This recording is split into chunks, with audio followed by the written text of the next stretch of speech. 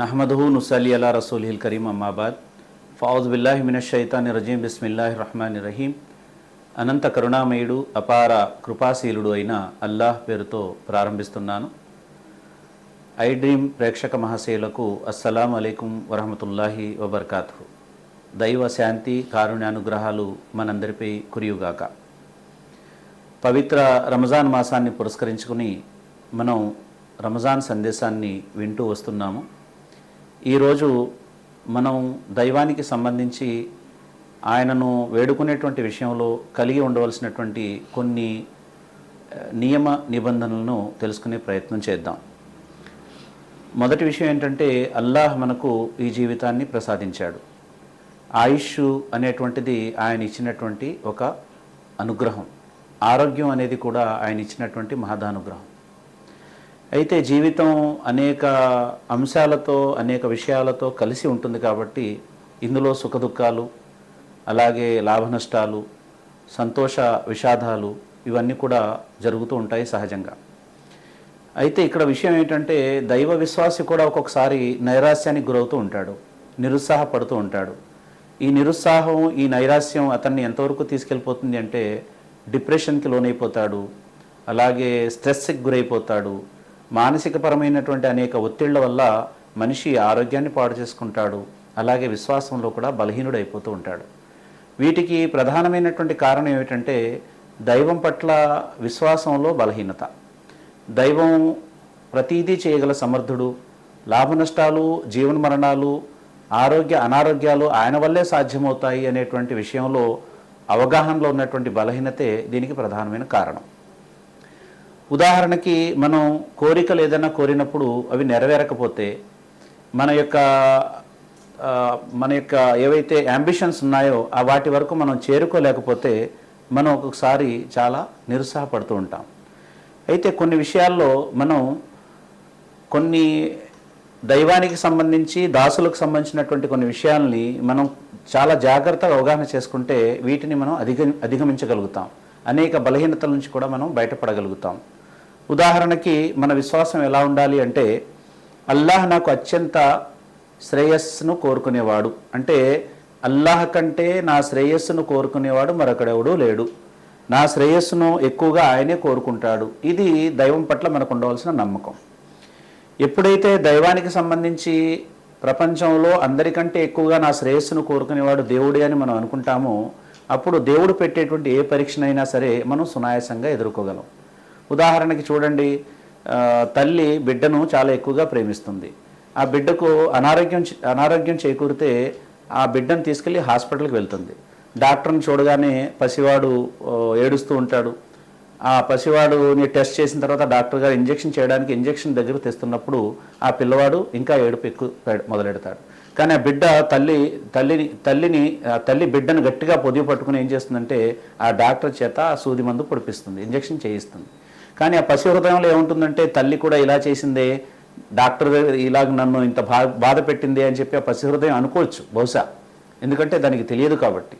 కానీ అక్కడ మనం చూడాల్సింది ఏమిటంటే, తల్లి ఆ విధంగా ఇంజెక్షన్ పొడిపించి బిడ్డను చిన్న కష్టం ఇవ్వడానికి గల కారణం ఏంటంటే, ఆ బిడ్డ భవిష్యత్తులో ఆరోగ్యంగా ఉండాలని, ఆ బిడ్డ ఆరోగ్యంగా ఉండి నవ్వుతూ చాలా హాయిగా ఉండాలనేది తల్లి యొక్క ఆకాంక్ష.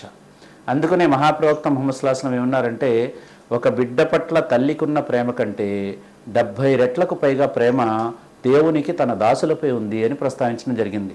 కనుక మనం దేవుని యొక్క ఈ అపారమైనటువంటి ప్రేమను మన హృదయాల్లో, మన హృదయాంతరాలలో, మన మనోమస్తిష్కాల్లో జ్ఞాపకం చేసుకున్నప్పుడు ఆయన పెట్టేటువంటి కష్టాలు ఏవైతే ఉన్నాయో అవి మనకు పెద్ద కష్టాలుగా అనిపించే అవకాశం ఉండదు. కనుక మొదటిది ఏమిటంటే, నా శ్రేయాన్ని కోరుకునేవాడు దేవుడు, నా శ్రేయస్సుకు నువ్వు వాంఛించేవాడు మొట్టమొదట ఆయనే. కాబట్టి నన్ను ఆయన ఏ విధమైన కష్టం పెట్టినా అది నన్ను పరీక్షించడానికి, అలాగే నన్ను ఇంకా ఎక్కువగా ప్రేమిస్తున్నాడు కాబట్టి అనేటువంటి భావజాలం కలిగి ఉండాలి. ఇది మొదటిది. అలాగే రెండవది, ఎట్టి పరిస్థితుల్లోనూ దేవుడు నాకు మేలే చేస్తాడు, ఆయన ఎప్పుడూ నాకు అన్యాయం చేయడు అనేటువంటి పాజిటివ్ భావన కూడా ఉండాలి. ఉదాహరణకి, దేవుడు దాసుని ఏదైనా కష్టపెడితే మహాప్రవక్త ముహమ్మద్ సల్లల్లాహు అలైహి వసల్లం వారు అన్నారు, అల్లాహ్ ఎవరిని ఎక్కువగా ప్రేమిస్తాడో వారిని ఎక్కువగా కష్టపెడతాడు అని చెప్పడం జరిగింది, ఎక్కువగా పరీక్షలకు గురి చేస్తాడు అని చెప్పడం జరిగింది. దేవుడు ఎవరిని ఎక్కువగా ప్రేమిస్తాడో వాళ్ళకి ఇష్టమైన దాన్ని వాళ్ళ దగ్గర నుంచి తీసుకుంటాడు అని చెప్పడం జరిగింది. సహచరులు అడిగారు, ఓ ప్రవక్త సల్లల్లాహు అలైహి వసల్లం, ఇష్టమైన వాళ్ళని ప్రేమించే వాళ్ళ దగ్గర నుంచి ఇష్టమైంది లాక్కోవడం ఏంటి అంటే ప్రవక్త సల్లల్లాహు అలైహి వసల్లం ఏమన్నారంటే ఇది దేవుని సాంప్రదాయం అని ప్రస్తావించారు. మనం కూడా ఉదాహరణగా చూసుకుందాం. చూడండి, ఒక వ్యక్తి ఏమంటారు అనారోగ్యంతో ఉన్నాడు, అతను పథ్యం చేస్తున్నాడు, తినకూడని పదార్థాలు కొన్ని ఉంటే అవి తినకుండా ఉంటున్నాడు. అతనికి చాలా ఇష్టమైన పదార్థాలు, కానీ ఆ పదార్థాలు ఏవి తినకుండా తల్లి కానీ భార్య కానీ ఎవరో ఒకళ్ళు ఆ పదార్థాలు అతని నుంచి లాక్కుంటున్నారు. ఇతను ఏమనుకుంటాడు, అతనికి అవగాహన ఉంది కాబట్టి అనుకుంటాడు ఇది నా ఆరోగ్యానికి హాని కాబట్టి వీళ్ళు దీని నుంచి లాక్కుంటున్నారు, నా ప్రయోజనం కోరే ఇవన్నీ నా నుంచి దూరం చేస్తున్నారని ఎలాగైతే అనుకుంటాడో దైవం విషయంలో కూడా ఇదే విధమైన అవగాహన కలిగి ఉండాలి. దేవుడు మనకి ఇష్టమైంది ఏదైనా మన దగ్గర నుంచి తీసేసుకున్నా, లేక మనకు ఏదైనా ఆపదలు కష్టాలు కలిగించినా దీనికంటే మేలైంది ఏదో ఆయన ఇవ్వబోతున్నాడు, దీనికంటే మేలైంది ఏదో నా జీవితంలో చేయబోతున్నాడు, దీనికంటే మేలైంది నాకు ఇక్కడ ఇవ్వకపోయినా అక్కడైనా ఆయన ఇవ్వడానికి ఆయన ఎల్లవేళ సిద్ధంగా ఉంటాడు అనేటువంటి ఆలోచన సరళి మనం కలిగి ఉండాలి. దీనికి సంబంధించి ఒక చిన్న హదీస్ కూడా మీ ముందు ప్రస్తావిస్తాను. మహాప్రవక్త ముహమ్మద్ సల్లల్లాహు అలైహి వసల్లం అంటున్నారు, ఒక వ్యక్తి ఉహద్ పర్వతాలంతా పుణ్యాలు చూసుకుంటున్నాడు ప్రళయ దినం రోజున. ఆ పుణ్యాలన్నీ చూసి దైవదూతను అడిగాడు, ఈ ఇన్ని పుణ్యాలు నేను ఎప్పుడు చేయలేదే, ఇన్ని పుణ్యాలు నాకు ఎలా వచ్చేసాయి, ఇన్ని పుణ్యాలు ఎలా ఉన్నాయని ఆ దాసుడు అడిగితే ఆ దైవదూత అంటున్నాడు కదా, ప్రపంచంలో నువ్వు బ్రతికి ఉన్నప్పుడు నువ్వు అనేక కోరికలు దైవాన్ని కోరుకున్నావు, దువా చేశావు, ప్రార్థించావు, అది కావాలి ఇది కావాలని, కానీ దేవుడు అందులో కొన్ని నెరవేర్చాడు, కొన్ని నెరవేర్చలేదు. వేటినైతే నెరవేర్చలేదో వాటికి బదులుగా దేవుడు పెట్టిన పుణ్యాలు ఇవి నీవి అన్నాడట. అనగానే ఆ దాసుడు ఏమంటాడో మహాప్రవక్త సల్లల్లాహు అలైహి వసల్లం అంటున్నారు, ఆ దాసుడు అంటాడట కదా, ప్రపంచంలో నేను చేసిన ఏ కోరిక కూడా, నేను ప్రార్థించిన ఏ ప్రార్థన కూడా ప్రపంచంలో నెరవేరకుండా ఉంటే ఇంకా ఎంత బాగుండేది, ఇంతకంటే పుణ్యాలు నాకు లభించేవంటాడట. కనుక దేవుడు మనం అడిగినటువంటి విషయాల్ని ఇచ్చే విషయంలో ఇక్కడ ఇవ్వకుండా ఉన్నాడు అంటే అది మన కోసం ఇంకా ఉన్నతమైనటువంటి స్థాయిలో దాన్ని అట్టే పెట్టి ఉంచాడు అని మనం గ్రహించాలి. అదేవిధంగా ఎట్టి పరిస్థితుల్లోనూ కూడా ఆయన చేసే ఏ నిర్ణయం అయినా నా విషయంలో అది నాకు శ్రేయోదాయకమైందే తప్ప నాకు నష్టదాయకం కాదు అనేటువంటి విశ్వాసం కూడా మనం కలిగి ఉండాలి. అలాగే మన ప్రిపరేషన్ ఎలా ఉండాలి, ఆయన అడిగే విషయంలో మెంటల్గా మనం ప్రిపేర్ అయ్యే విషయం కూడా ఎలా ఉండాలంటే ప్రతిదీ నేను అనుకున్నట్టే జరగాలి అనేటువంటి ఆలోచన మనం తీసేయాలి. మనం ఏది అనుకున్నప్పటికీ కూడా అది అట్ ద సేమ్ టైం దేవుడు కూడా అనుకోవాలి, అప్పుడే అది నెరవేరుతుంది. ఈ భావన ఉండాలి, నేను ఫలానా కోరిక కోరాను కానీ అదే కోరిక నా కోసం ఆయన కోరుంటేనే అది జరుగుతుంది, లేకపోతే జరగదు అనేటువంటి విషయాన్ని మనం ప్రిపేర్ అయి ఉండాలి. అంటే మన ఎక్స్పెక్టేషన్స్ ఏవైతే ఉంటాయో అవి మనం ఒకవేళ రియలైజేషన్ ఉంటే మన దగ్గర, అంటే మన ఎక్స్పెక్టేషన్స్కి దైవంతో సంబంధించినటువంటి రియలైజేషన్ మనకుంటే మనం ఫ్రస్ట్రేషన్కి గురయ్యే అవకాశం ఉండదు. లేదంటే ఎక్స్పెక్ట్ చేశాము రియలైజ్ కాలేకపోయాము, అప్పుడు మనం ఫ్రస్ట్రేషన్లోకి వెళ్ళిపోతాం. కాబట్టి నేను కోరుకునేటువంటి ప్రతి కోరిక దేవుడు నెరవేర్చాలని ఏం రూల్ లేదు, నేను కోరింది వెంటనే దేవుడు కూడా కోరితేనే అది నెరవేరుతుంది, లేకపోతే ఆయన ఇష్టమే నెరవేరుతుంది అనేటువంటి విశ్వాసం కూడా కలిగి ఉండాలి. అలాగే ఐదవది ఏంటంటే మన కోరికల్ని అల్లాహ్ యొక్క నిర్ణయాలకు అనుగుణంగా మలుచుకోవాలి. ఇది కూడా ఒక సాధన ద్వారా సాధ్యం అవుతుంది. ఎందుకంటే మనం మన కోరిక ప్రకారం దైవం ఇవ్వాలి అని నిర్ణయించుకోకుండా మన కోరికల్ని దైవ అభీష్టానికి అనుగుణంగా మలుచుకోవడం వల్ల కూడా మనం సంతృప్తి చెందగలుగుతాం. ఉదాహరణకి వల్ల నాకు ఫలానా ప్రసాదించి ఉన్నాము, అంతకంటే తక్కువే మనకి ప్రసాదించబడింది, అప్పుడు మనం ఏమనాలి అంటే దేవుడు నా విషయంలో ఇంతే నిర్ణయం చేశాడు అనుకోవాలి. ఇంకా ఎక్కువ ప్రసాదించబడింది, అల్హమ్దులిల్లాహ్ ఇది నా గురించి నిర్ణయం చేశాడు అనాలి. అంతే తప్పించి మన కోరికలకు అనుగుణంగా దైవ నిర్ణయం జరగాలనేటువంటి భావజాలం కూడా మనలో అసంతృప్తిని తీసుకొస్తుంది. అసంతృప్తి మనలో నైరాశ్యాన్ని కలుగజేస్తుంది. నైరాశ్యం మనల్ని ఏం చేస్తుంది, మెంటల్ డిప్రెషన్కి గురి చేస్తుంది.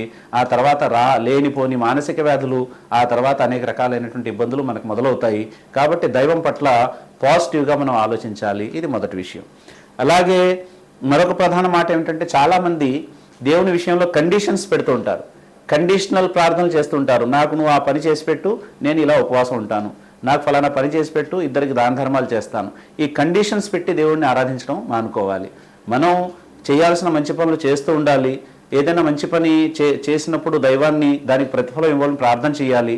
అంతే తప్పించి కండిషన్స్ పెట్టి దేవుణ్ణి అడగడం అనేటువంటిది కూడా చేయకూడదు. కానీ ఏదైనా సత్కార్యం చేయడానికి నియత్ చేసుకోవడం, అంటే సంకల్పం చేసుకోవడం, ఆ సత్కార్యం చేయడం చేయాలి. కానీ ఈ పని జరిగితేనే ఈ పని చేస్తాననేటువంటి కండిషన్స్ ఏవైతే ఉంటాయో అవి విశ్వాసికి తగవు.